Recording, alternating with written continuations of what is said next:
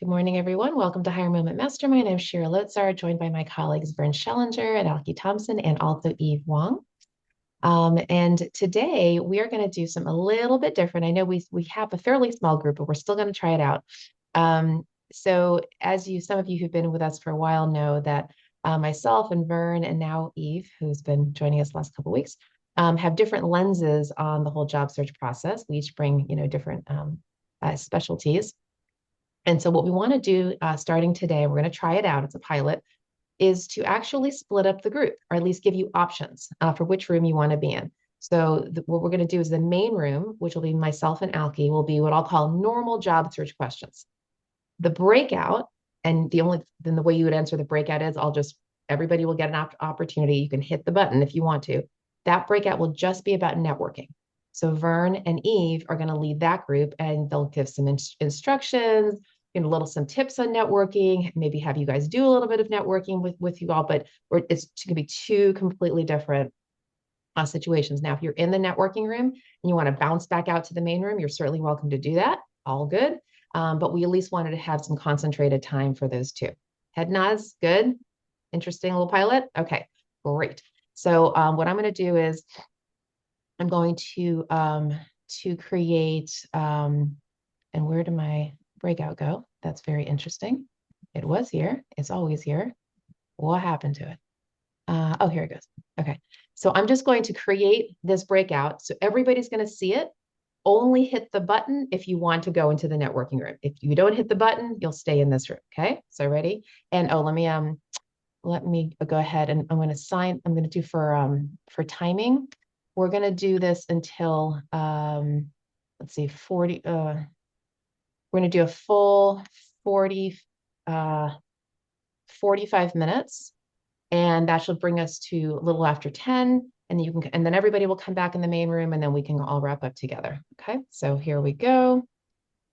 All right, so join if you like. And Alki and Eve are definitely going to join. And then anyone else is welcome.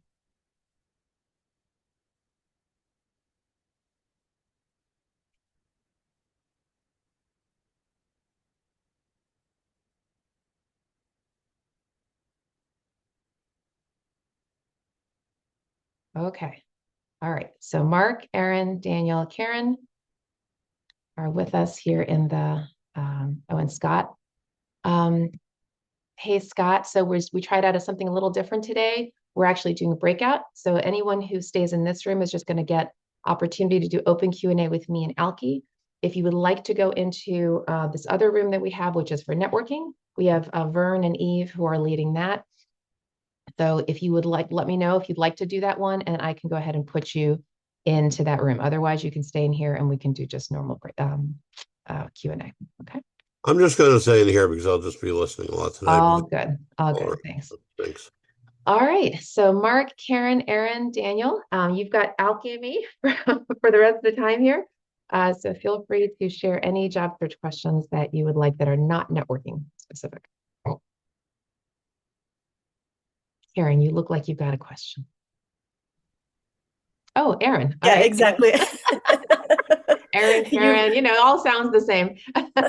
Oh, did you say? I thought you said Aaron. No, I was looking at Karen. She was smiling. I thought, oh, maybe I'll call on her. Okay, Aaron. Okay, meanwhile, like the coffee is still sinking in. I'm fumbling around for the raise your hand button.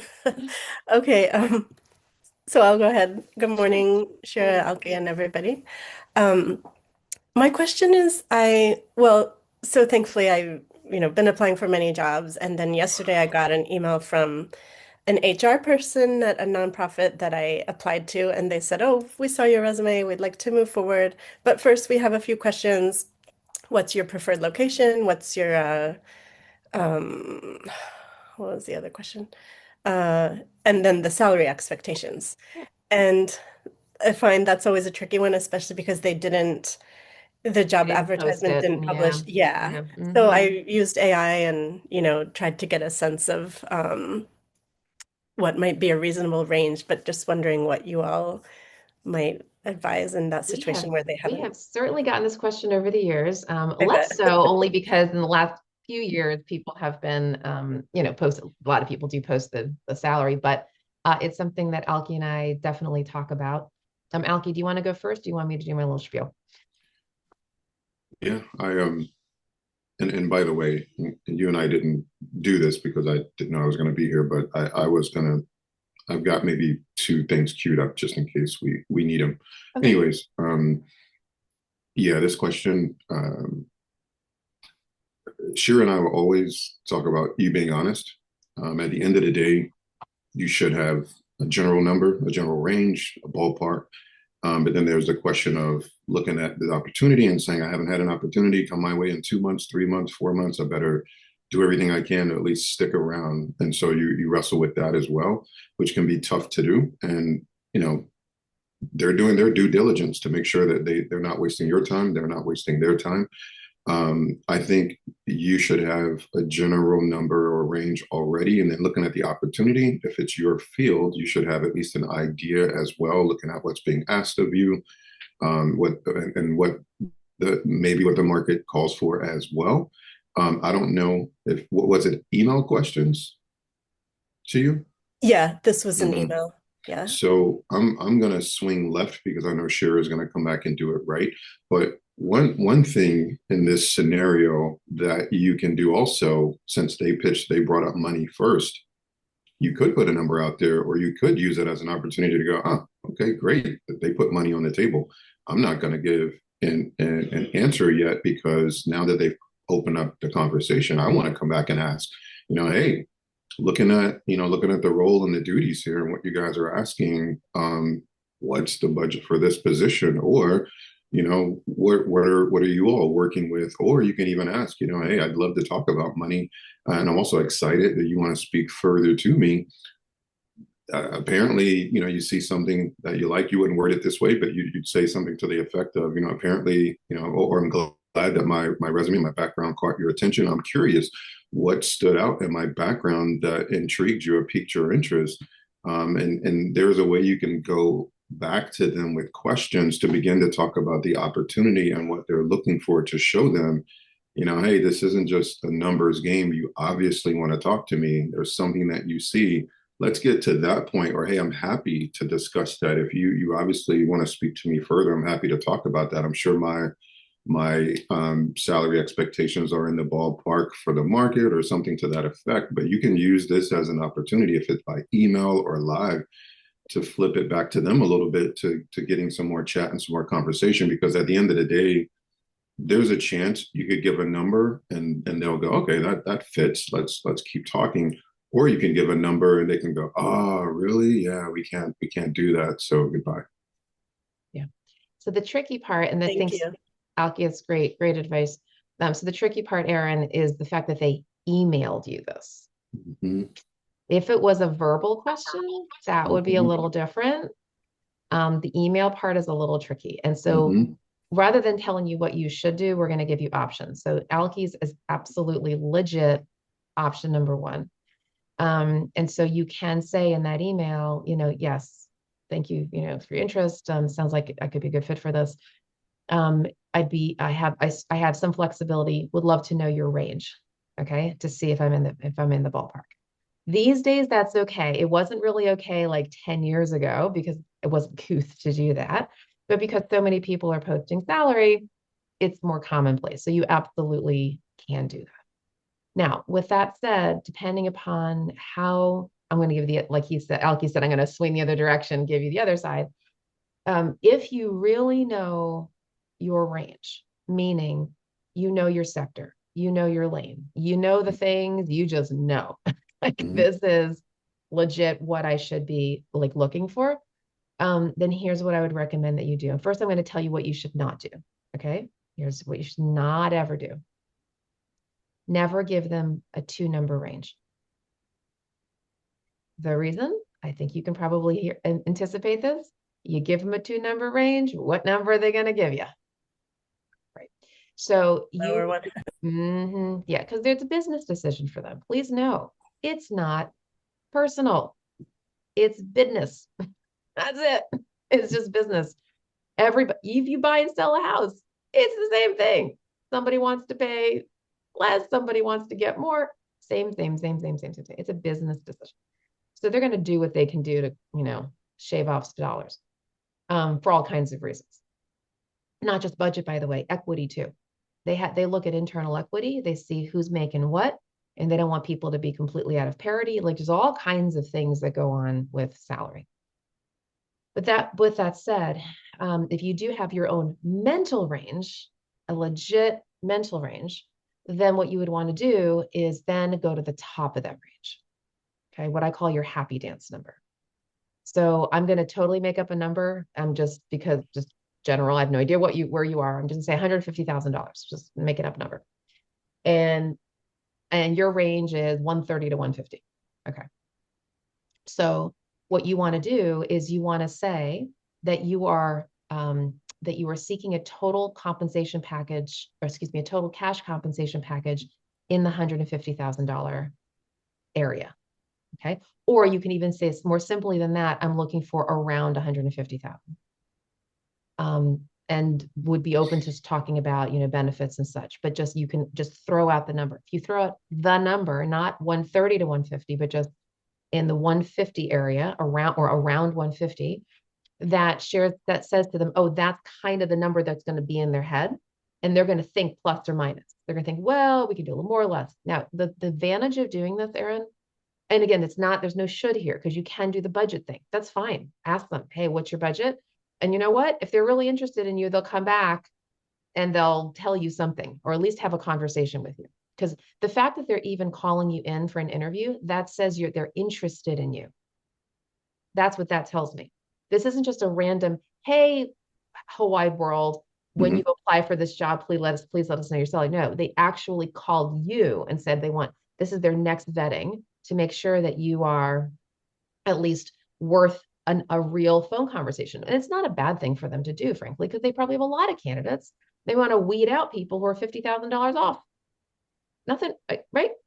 If you were the recruiter, you probably want to do something similar to make sure that everybody's on the same page. There's nothing wrong with it, but it does say to me that they're at least interested. So that means they're not going to want to lose you.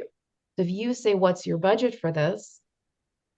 Then at least they should probably say, all right, fine, let's get on a call with her, all right. Or they come back and say, well, it's X to Y. But if not, if you just want to go straight in, I would say I'm looking for around 150 and, might have some flexibility depending upon benefits and bonus and things like that. But make sure that 150 is again, it's your happy dance. It's not your bottom. It's got to be the one where you got a little bit of fudge room. Just like when you put the house on the market, got a little bit of fudge room for somebody to negotiate. Does that make sense?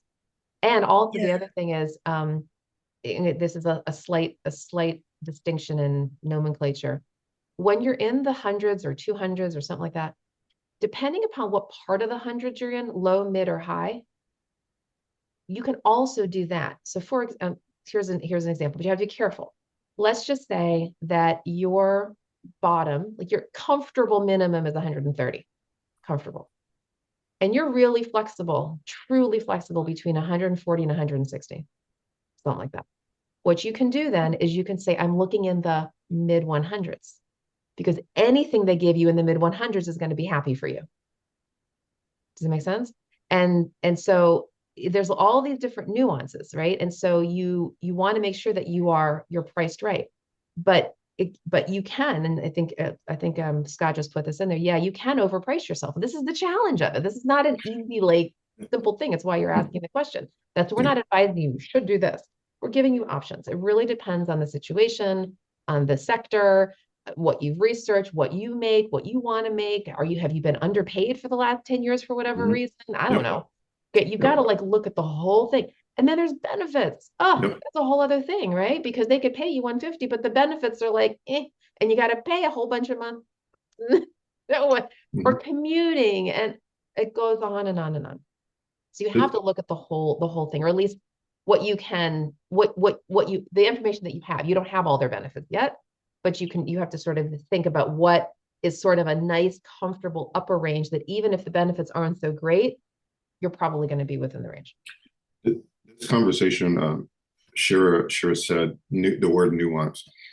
It's honestly not fair. And I think I saw a question too about, on the application, you don't get a chance to ask questions and do all those types of things.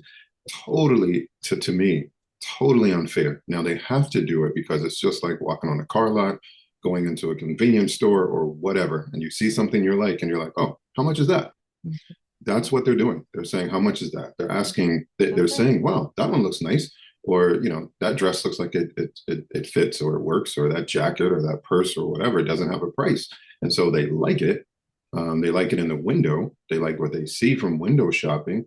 Right. They maybe have even taken it off the rack and kind of sized it up. Now the question is, how much does it cost? Is it There's some Macy's or is it places, Saks Fifth Avenue, right?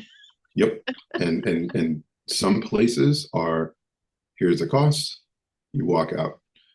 Some places are, no, no, no, wait, don't leave. Let's talk. Negotiate. What That's can you a do? car lot, right? We'll negotiate. And I was going Mhm. to get to the car lot too. It's perfect you said that, because this is the real scenario that should be happening. It's totally not fair to really put these questions out by email, but they do have 40 other candidates, 20 other candidates. So they can put it out there depending on how much they like you. So me and Shira said that obviously they're interested because they said, yeah, we want to bring you in for an interview. But before we do that, meaning we like you, and we've already prepared to bring you in for an interview, but we got one more thing we got to do before we make that decision.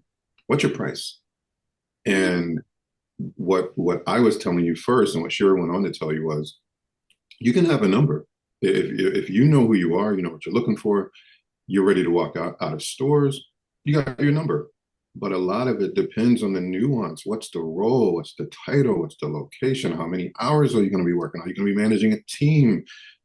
What's the equity? What are they paying people on the inside? And a lot of places are not fair. I'm just going to use the word fair. They're not fair because they're not willing to have those discussions. Definitely not with every candidate, but a lot of them aren't even willing to have that conversation when they put it out first. They brought it up first. As a recruiter, when I go into these things with a candidate and I bring up price and cost and all of that, I'm prepared to talk to a candidate seriously. If I bring it up, I'm prepared to ask them all kinds of questions and hear all kinds of answers, and then we can have a real discussion. And if it comes down to the end where it's like, yep, yeah, this position wouldn't be good for you, it's not going to pay you enough for what you're looking for, that's a conversation. Most of them don't take the time to ask that. And so if you're locked in, like Shira was saying, you know what you do, you know your field, you know how many years you've been doing it, you can look at most job descriptions and get an idea, and you're prepared to walk, stand on your number. But if you're wanting to keep the conversation open, there's open types of words you can use, like area, like you said, I'm looking to be in the 130 area, or around, or ballpark. Here's what I'm looking for, because that's letting them know, listen, I'm more than a number. I'm more than one number. I'm more than a salary. There's a lot more to this conversation than just throwing out numbers. And I think this is something that not every job seeker understands, is the car lot conversation about your career. Learning how to talk about your numbers, your compensation, and your packages, as more than just the one number that they ask for on the job application. Right. I really hate that on the job application, but at the end of the day, they're just putting it out there and they're not giving you a chance for a conversation. So it's not really fair. Yeah. And by the way, if for whatever reason you underprice yourself, so by the way, you should know, Aaron, and I know Alki and I have had this situation. We'll advise people, and then the person gets cold feet, and then they just say, well, 130 to 150, and they just because they don't want to overprice themselves. Okay, it happens. It happens. If you end up doing that and they come in lower, you still can go back and try to negotiate and still say, look, I know I originally said 130 to 150, but look, we've had these interviews. This is the end, at the offer stage. We've had these interviews. I've looked at the scope of the role. Really, my number is really more at the top of this range. It's more than 150. Is there anything we can do to lift this number? Or you can even say before the offer comes in. So let's say you say 130 to 150 in the beginning of the process. You go through the interviews right before an offer, like after the last interview. And it's all, you're feeling the love, right? So it's probably going to happen here. Then you can go back to HR or whoever it is, your point of contact, and say, look, while you all are making your final decision about me, wanted to share with you a little bit of a slight development in my salary expectations. We've gone through the interview process. I look at the scope of the role. I know that what I originally said, I'm really actually looking for the top of this range. Now, by that point, they already probably fallen in love with you. The fact that you've got the final level interview, like you're all there. In sales, we call that the puppy dog close. You take the puppy home, you love the puppy, you want to keep the puppy, right? So that you can be really, and then they'll be like, oh, okay, what do we need to do to secure her? Then they start scrambling. Oh, okay, then maybe they can't give you the 150, but they're not going to give you 130. They're going to go some, 140 something. Does that make sense? So they're thinking business. You got to think like yourself. We've been using these consumer analogies, but it's true. Think about absolutely every single time you've gone to go purchase something. Sometimes you can negotiate and sometimes you can't. But for the things that you can, like a house, like a car, the two major things in life that we can negotiate, it depends on how badly you want it. Look at when the real estate market's super, super good, however you say good, or tight or whatever, right? And people start overbidding on houses, or the opposite. No, the house is sitting on the market a long time because the mortgage rates, and then it's like the seller's like, all right, we'll take what we can get. It just depends on the situation. And then the last thing I'll say is this. For people who are in job transition or long-term job transition, it can be very, very normal and natural to say, look, let me just get my foot in the door, get the paycheck, and then we'll see. That's a problem. Okay. Mm-hmm. Problem is that that's not how the employer is thinking. When they budget it, they budget it. When you accept the 130, you've accepted the 130. And now all you're going to get is the 2 to 4% COLA increase. You got to wait to get promoted or wait to get moved. But they are not thinking, oh, we'll bring her in at 130. And then, oh, she asked us in 3 months to go to 145. Sure, no problem. Oh, no. They've made a decision on that. And then you have to sort of scrape for the next little few thousands does that make sense? So just be thinking about, you don't want to have buyer's remorse here. Is you've got a lot of weighing to do with your need to put food on the table, frankly, but then also understanding what you get in there, then it's going to be the little incremental margins. One last thank you both. Mm-hmm. Go ahead. Oh, and I was just getting ready to say too that this wasn't directed at you. Your question, it's directed at you. Your question opened up everything for everybody. Oh, absolutely. Yeah. That's why we went into detail. Yep. Before you close out, Aaron, because I want to let you do that. Scott just put in the chat, you can only negotiate if you're still in the game. One thing that I want to say, and I know there's a lot of people probably on this call who have been at different stages of their career. Shira just mentioned transition. Many of you are in industries or sectors or careers or levels that where the game is played. Please know that there are a lot of us recruiters. Don't charge it to their heart. You can charge it to their head.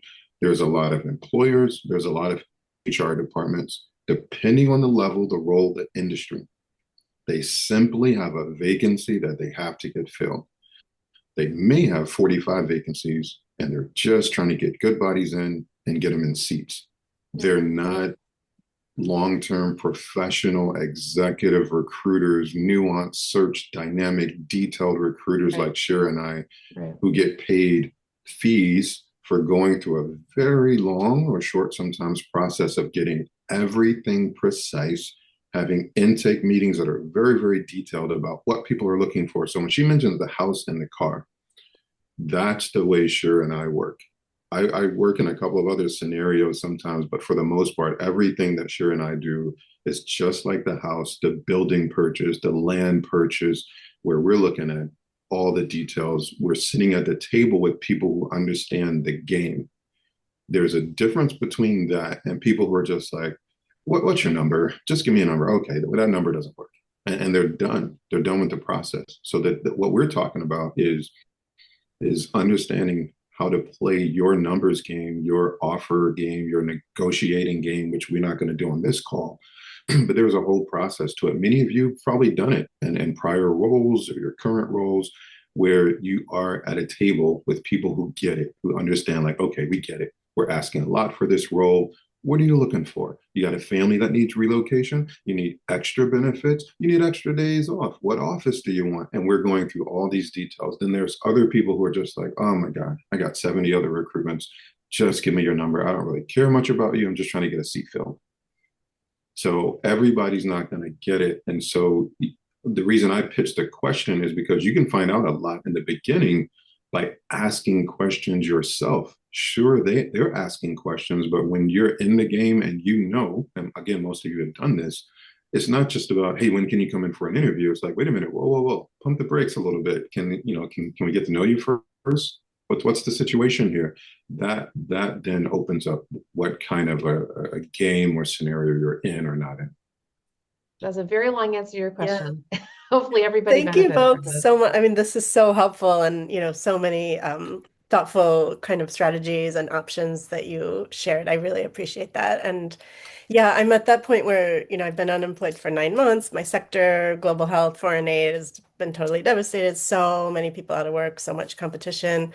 So I'm like applying for things that are a lot lower, a lot less money. At the same time, I don't want to have buyer's remorse, as you said, and undervalue myself. And then a year or so down the road, be like, gee, maybe I should have hung in there longer, but I needed the health insurance or whatever it may be. And I Karen, think, I do see your hand, and one it's a quick comment, but not a quick comment. Um, and this is yes, certainly directed at global health aid people, but anybody.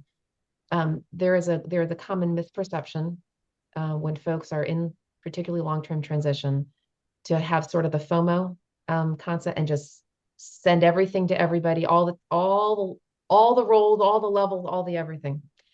Employers, from you think that you're trying to kind of spray the market and say, oh, who knows? The employer thinks opposite. They think niche and narrow. Niche and narrow. People like to hire specialists, not generalists. If you apply for things that you might be interested in for whatever reason, but not qualified for at their level, that's not going to bode as well for you. You want to go the opposite. You want to have fewer, more honed in opportunities. And by the way, not through the job boards. Only 2% of online applications these days result in a hire. Overwhelming. Everything from the people, the AI bots, all the things. It is almost impossible to get a job through the job board these days. Almost impossible. People will get hundreds, if not thousands of resumes just like that in hours, days, whatever. They'll pull jobs down because they're just overwhelmed.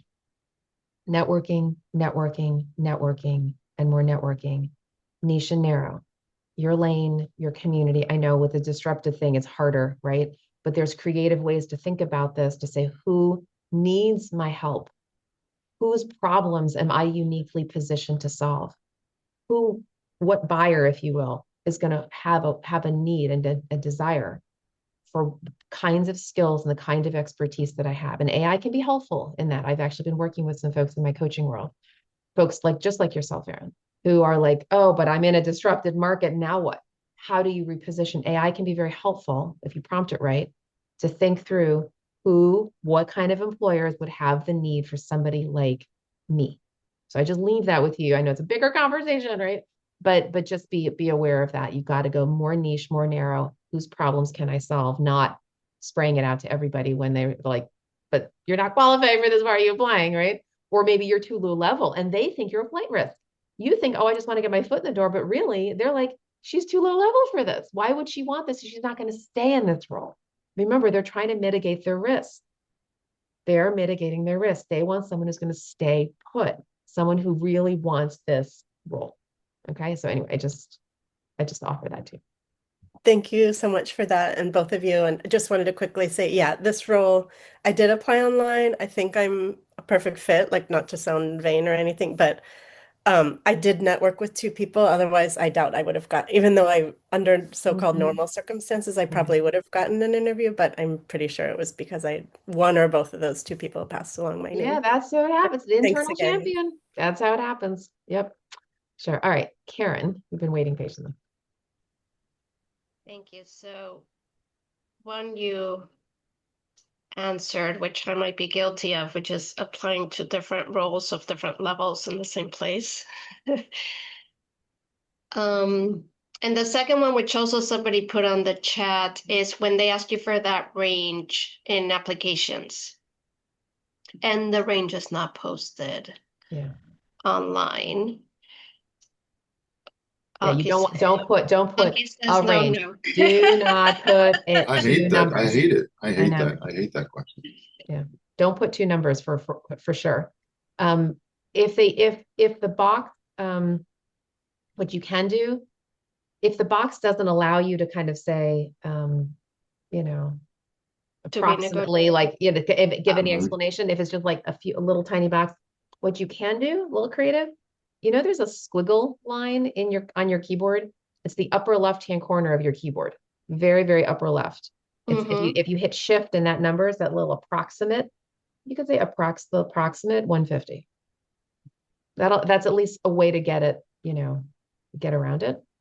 It's not easy. I mean, I wish we had this, the perfect answer for you, but and I say I hate it. Now I'm remembering when I worked as a corporate recruiter, and there were some times that I used it as a screener because on the other side, which something we say on this call a lot is put yourself in their shoes, which is not easy to do unless you really take time, or if you've been a hiring manager before, or been a part of a hiring team, you understand what it's like on the other side of the table. But on our side of the coin as a corporate recruiter, especially, I post a job, especially like a manager or underneath a manager or something like that, and I may get 50 applications from people who are not even close to qualified. They're totally different field. They don't have any of the expectations. I do have to screen like those people out, but it's not fair for people who are qualified who have to answer that question because depending on how we're screening, if it's some crazy number at the bottom where we can easily screen out the unqualifieds, which is how I did it when I had to do it, it's okay. But when it's a number that could be tricky, you can't really use that. But that's what it's there for. It's there for some people to go, okay, we can work with them.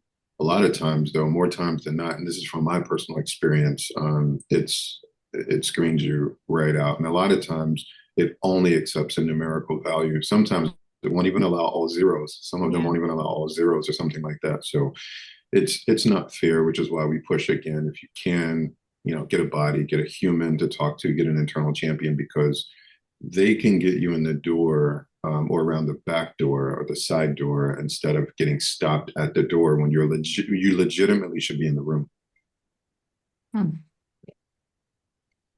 And if sometimes I put $1, like, is the ATS pushing me out? If it Not doesn't even, let me do to be negotiated, which I also don't know if the bot would push me out for saying that. I don't. so it's not even just the bot. It might push you out. It's more the human that's going to read that and then and think that Okay. you're being squirrely, right? So I wouldn't do that. In that case, you probably need to take the risk. Now, we're not giving you legal advice here or anything, right? But you may need to take the risk to go with whatever you believe is your outer end happy dance number that's also realistic. It's a question mark, Karen. Really, we can't give you the perfect advice on this, but Yeah. I believe that it's better to give a realistic, actual 3-digit number than put $1. Or if you can put a squiggle, put the squiggle. Yeah, applying online in this particular case, this is where I go back to my casino and slot machine thing because it's 50-50. It's unless you have, depending on the position, a great recruiter. And the best thing you all can do for yourself, Shira said it earlier, is if you're qualified and your background is super duper strong and perfect for the role, that's the Yeah. best you can do. Yeah. That's the best you can offer. Yeah. And you put a number that is your number, that's the best you can do. And like Shira says, and we say on this call all the time, uh, pull the lever, get up out of the chair and go find another machine and don't look back. Just keep it moving because you don't know what's going to happen. You can't control it. So you've done your best. And again, it's not just about that number, right? It's also about what Aaron was talking about is getting referred in. When you get referred in and someone actually notices you, then it's really not even about that. I had a search, I don't know, a couple of years ago, where the employer was at, they only wanted to pay X. Okay. Now, mind you, I was doing a pinpoint recruit. I don't post jobs on the job boards. I just go and recruit people. But it was right here. And I went out and I found a very niche person who's from their sector, had all the skills, all the things. And he's gainfully employed. And he said to me, well, Shira, I can't do this. I want that, not this. He wanted this, not that, but this. I was like, whoa. So I went back to the employer. I'm like, look, I got this person. He looks amazing. I can't even talk to him yet because he's here. And the employer goes, for him. And they did. And they went there. They went there. Because he had the niche skills that they wanted. Yep. Yep. So you just don't know. And again, it's not a perfect scenario. It's an art, it's a science, it's everything you can think of. We're just giving you options here for things to think and pray about when you're going out there and going, well, maybe this and maybe that, and under this circumstance, yeah, it's so again, thinking as much as possible. And I know none of you here are in HR. I don't think any of you are. But if you can try to think like an employer, or if you've ever been a hiring manager, even think like an employer when you are looking for a job. Always think about them. Yes, of course, you're the other side of the equation. Yes, you have your needs and career needs and geography, all the things. Absolutely 100% legitimate. And always think about them. Make sure it's an even seesaw. When you think about them and their needs and what they might be thinking about, they're mitigating their risk. They've got pay equity issues. They got budget issues. They got all these, there's competitions, all these things. What can you do to make yourself as attractive as possible, but also fit within their good business decision? It's both. There's a question in the chat that I figure you might want to speak to, but to the point you just made and to the point she just made too, being on the other side of the equation, some of you may already use this already. I think a couple of weeks ago, Shira joked with me about how sometimes when you've been a manager or a VP or whatever, when you're in the other chair, sometimes a lot of that goes out the window. But use it, use that in your dialogue. I love talking. Like if I'm talking to a candidate or a job seeker who's a VP or a director, some of the things I remind them often. I'm like, yeah, you've been a manager, right? You know how it is. You know how panel interviews can go, or you know what budgets are like, right? And they're like, oh yeah, that's right. I remind them that, yeah, remember when you've probably hired a lot of people, right? And they're like, yeah, that's right. Yeah, I've done this before. Yeah, I've posted jobs before. I've worked with HR before. Remember those things. Use that. It's now that you're a candidate, but also you can use that in the dialogue. If you get dialogue, you might not be able to do it in an application, but like the email that she got earlier, or if you get in an interview situation, use those things just to let them know, hey, I know how the sausage is made. Don't do it arrogantly, but there's ways you can go, yeah, when I hired people, I know that's something you guys have to think about. So given that budget's one of the things, or internal equity, talk to me about that. What's the internal equity situation around compensation, or yada, yada. Engage them in dialogue too, so they can talk about it in a way where they understand, she gets it, he gets it. If they're like that, sometimes they might just be tunnel vision. They got a list of questions, but be engaging and bring those things up in conversations when you get the chance, because it might uncover things for them. It may disarm them as well, to let them know that, hey, I know you're talking to 56 candidates this week, but this candidate gets it. So let's have a real conversation, and it may open the dialogue to be more organic. So and Patricia, I also saw your note about AI, but before we do that, I'm going to take liberty here. And because we've been talking this morning about salary and in the employer lens and what employers think about and mitigating risk and all that stuff, I'm going to share my screen and I'm going to go through 10 slides from a presentation that I did a couple months ago. I called it Negotiate Salary Like a Pro. And in these first 10 slides, it actually breaks down the employer mindset. Yes, as it relates to salary, but think about it just as it relates to how employers think. Okay. So I'm hoping that this is going to be helpful to you, just to kind of get the framing of this. All right. Of kind of where they're at. All right. So here we go. Okay. So first of all, negotiating like a pro means thinking about the win-win. And that means understanding the mindset of your business partner, who is the employer. So that's the point of what we're trying to say. They are your business partner. And so we're going to give you these different mindsets. As I mentioned, it's a business, they're risk averse.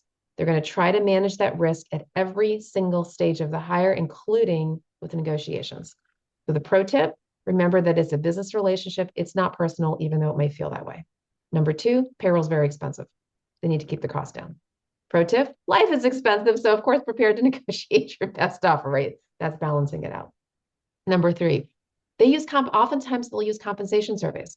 They benchmark salaries, competitors, the geography, the market, the economy, the fiscal health of the company, the level of the role, uniqueness of the role, on and on and on and on and on.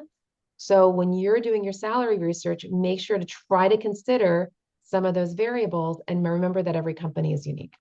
Number four, they might have internal pay bands, which they might standardize, right? Standardize the pay ranges to make sure it's in the role. So a lot of time, employers will hire with what they call the 50th to 75 percentiles within that pay band to allow for incremental increases. In other words, they don't actually want to hire you at the top of the pay band because then they can't promote you with salary. So we'll try to go a little bit under that. So your pro tip is, of course, managing your expectations, right, when receiving an offer because their calculations are complex. Another mindset, they might, as I mentioned with the thing a couple of years ago, they might make an exception for candidates with hard to find skills, specialized credentials, or must-have candidates who were referred to them, like this guy, okay? So try to get preferred by a colleague. During the interview, ask how well your background aligns with the role, then emphasize unique or transferable qualifications. Another mindset, when and how the employer negotiates depends upon, right, whether they post the salary up front. That may also depend on whether the state has pay transparency laws. So we have 20 to 30 states in the union now that have pay transparency laws where they are required to post a range.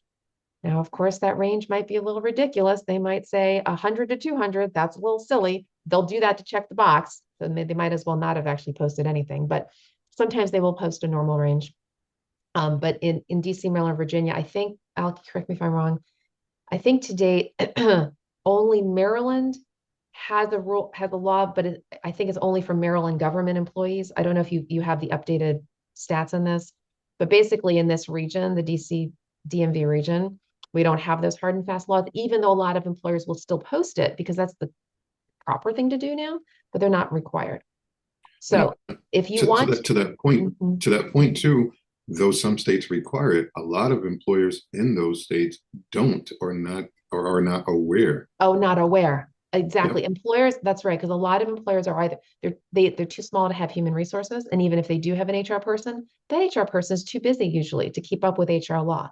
But there is an article here, and no, it's not clickable, but if you want to take a picture of this under the pro tip, this article has changing pay transparency laws by state. If you want to take a picture, you're certainly welcome. All right. Number 7, if they don't post the salary, right? Here's the thing. When I say this is the quote from the employer. The employer is thinking, if we don't post the salary, ready? We are assuming that candidates are going to negotiate one time. By the way, let me just reemphasize this. They are assuming that the candidates are going to negotiate once.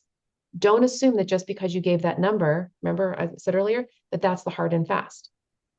They give you a number, and usually, unless they say this is firm and final, which most people don't, unless they say it's firm and final, they assume you're going to come back one time. So again, you could do it right before the offer. You could do it after the offer is presented, but you are allowed to negotiate once. When I say allowed, I mean it's couth. It's socially acceptable to do that. So this is the pro tip is actually what we've been talking about today. So you pick your happy dance number, right? And you say that you're seeking a total compensation package. And then again, if your final offer is too low, counteroffer one time. Okay. Something else you should know, that if they do post the salary, they actually typically leave a $10,000 hidden buffer to negotiate. So if they post the salaries 130 to 150, what you don't know is that actually they have a little quiet number of 160. They actually can do, but they're trying to get away with keeping it to the 150. 150 is their kind of 130, 150 is their target, but they have usually 10K more. So just know that. And so if they ask you, oh, so let's say they post the range and they say, are you okay with the range? You say, well, actually, I'm actually hoping for a little bit above the top end. Anyway, you can go to 160. You can do that. Right. And if they feel you're qualified enough, then they might consider it.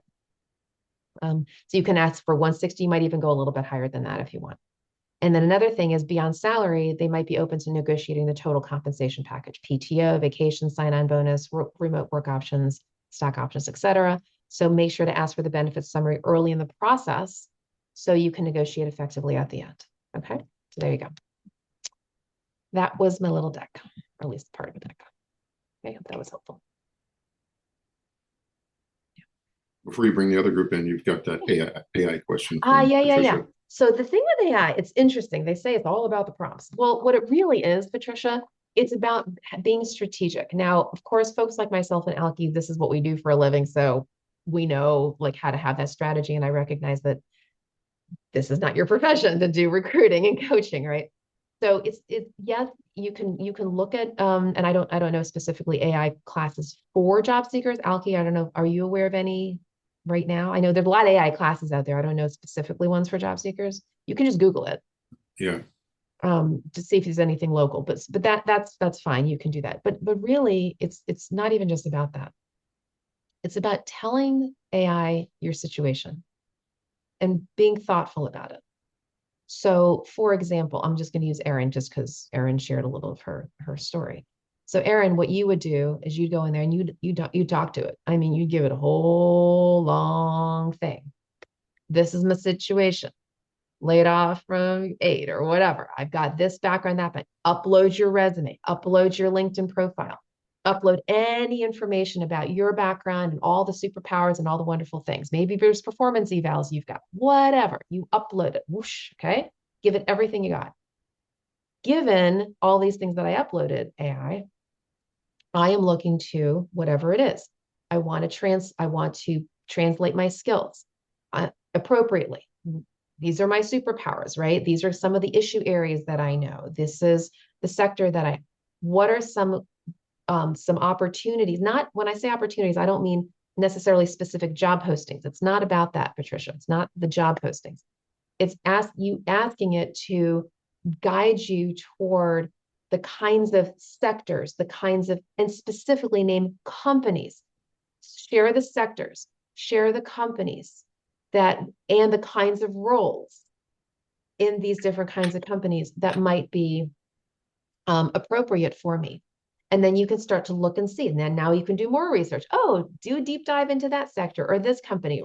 Oh, wait, that company, can you list for me the top executives or the executives that are within? They can do some. Oh, here's a phrase. You got to know this. AI tip for everybody on this call for anything you're ever doing. If you want your AI to go crawl the web, you need to say the phrase, do deep research. That's the phrase. Do deep research. That's its prompt where it's going to go out and crawl the web. If you don't say deep research, it may not do that. It just may just use the information that you've uploaded. That's an important tip. So do deep research on this company or this sector and pull the names and you can say even LinkedIn profiles of, executives or hiring managers. It depends, right? What they can find. And that'll help start to narrow it. But the point is you have to be strategic about it. You got to really, really explain, here's my situation, here's my problem, here's what I want to do, and then ask it to give you as much information as it can. Is that helpful? And of course, it'll take you down bunny trails, but that's part of AI. It gives you a little too much information. So, this is great. Thank you. yeah, you're welcome. Welcome. All right. So for those of you who came in a couple minutes late, so what we did today was a little experiment. We split up our group. We had some folks go into a breakout room to do networking and to work with Vern and Eve, who I'm guessing are they back with us? No, they're not there. No, we lost Eve during our breakout session. And she just Oh. froze and then she went. And that's right. And Vern had to leave at 10 o'clock. Okay, well, yeah. So I brought you all back a few minutes early. Again, this was a pilot. Again, we had some folks in the main room we were just answering job search questions. We had some folks in the breakout who were got to do some networking with Eve and Vern. And so folks who were in that room, can you share a little feedback? How was that for you? Was that helpful to have sort of a dedicated, spot just to talk about networking?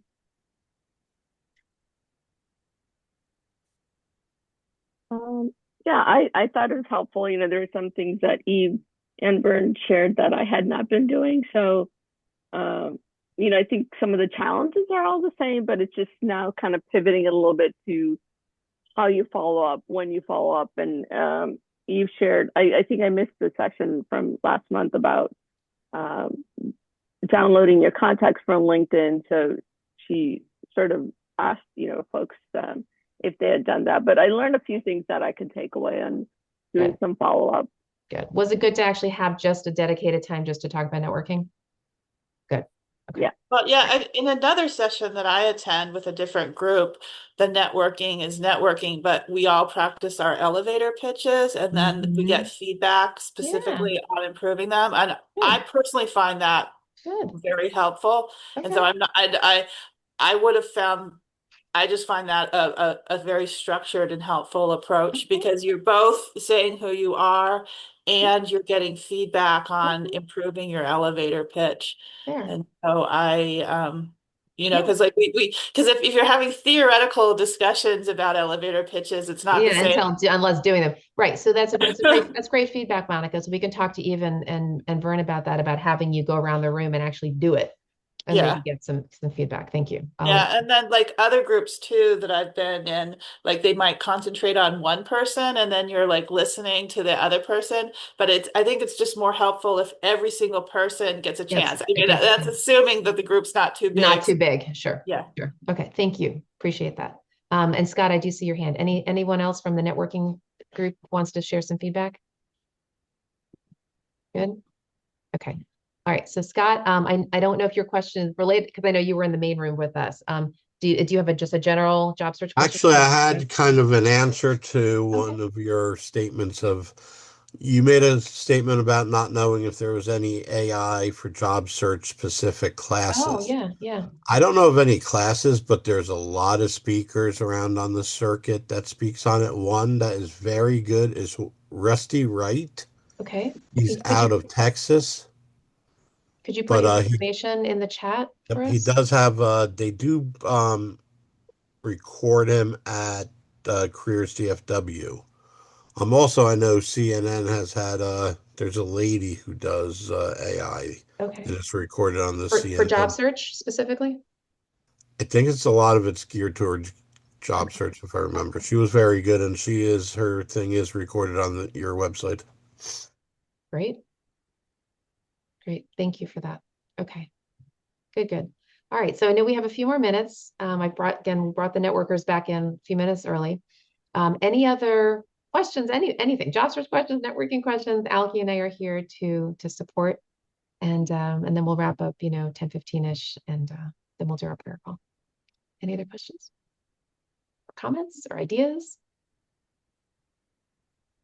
All right. Why don't we do this? Let's just do for networking purposes. Let's just do a quick Hollywood Squares. And what I'd like for you to do is everybody's going to listen to everybody's, not full pitch. Okay. We don't have time for that, to Monica's point. However, we do have time for people to very quickly share the following. So I'm going to use nomenclature I use a lot for those of you who've never heard of it: lane and community. Okay. So your lane is what you do. It's your profession. Your community is who you do it for. It's your industry, mission, or sector. Now, I recognize some of you are shifting lanes or some of you are shifting communities. So I'd like for you to speak in aspirational language.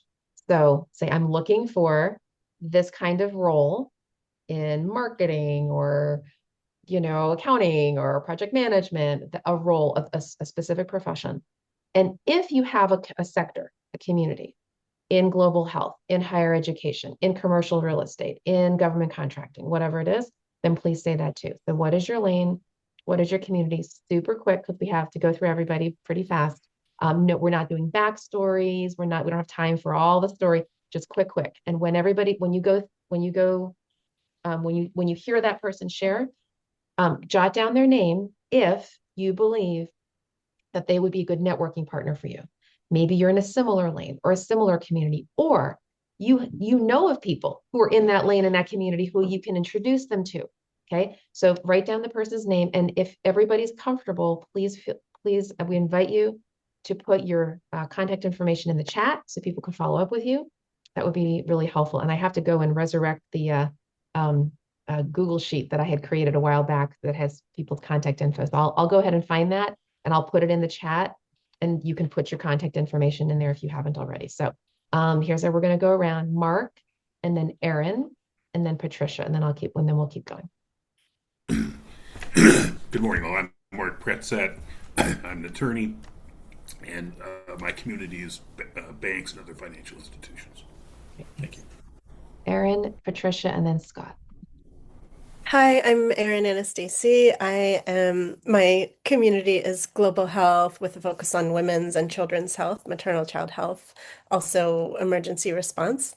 And I'm looking for a senior program officer or project director or associate director. Thank you. Okay. Patricia.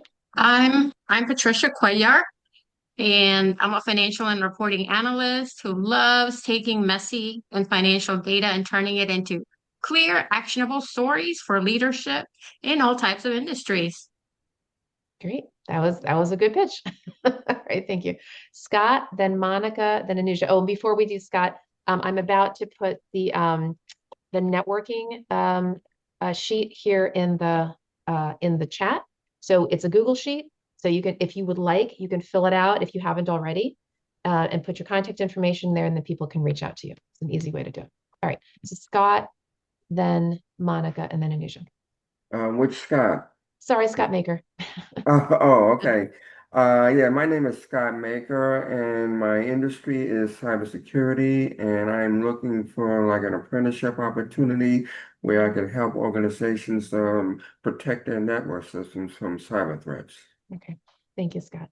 Monica, Anuja, and then Tim. Hi, I'm Monica Jerry. I'm a marketing and communications professional. That's my lane. My community has traditionally been international development in the U.S. Agency for International Development ecosystem, and I'm seeking to pivot my career to serving combat veterans and their families. Thank you. Anuja, Tim, and then Daniel. Hi, good morning. My name is Anisha Miner. My lane is membership. My community is mostly been associations, and I've worked in various industries, farmers, restaurants, helicopters, and I'm looking for, probably like a director or senior leadership role, as I'm kind of looking to wind down my career. Yeah. Great. Thank you, Anisha. Tim, Daniel, and then Scott Boudreau. Hi, I'm Tim Jack. I'm an FP&A professional. I help people work with finance to push their business forward. I am looking to move into the government contracting world. Great. Thank you. Daniel, Scott, and then Holly. Hi, all. I'm Daniel. I'm looking for a digital comms and advocacy position within mission-based nonprofits. Thanks. Scott and Holly. Good morning, everybody. Scott Boudreau, Certified Planning Inventory Management, looking for a supply chain job specializing in inventory control or production planning. I'm looking remotely or in central New Jersey. If it has a part number, I can manage it. If it doesn't, I'll create one. Scott Boudreau. Thank you. Holly. Good morning, I'm Holly, and my community is public health, and I'm looking to pivot into a fundraising or development role in a health-related nonprofit. Great, thank you. All right, everybody's got their pitch down. It's great. All right, so with that, we'll go ahead and wrap up for today. I'm going to go ahead and stop the recording. And for those of you who would like to stay on the call for a short prayer call, I will be leading that for a few minutes. Okay. Otherwise, look forward to seeing everybody in a couple of weeks. All right. Have a blessed day. Thank you.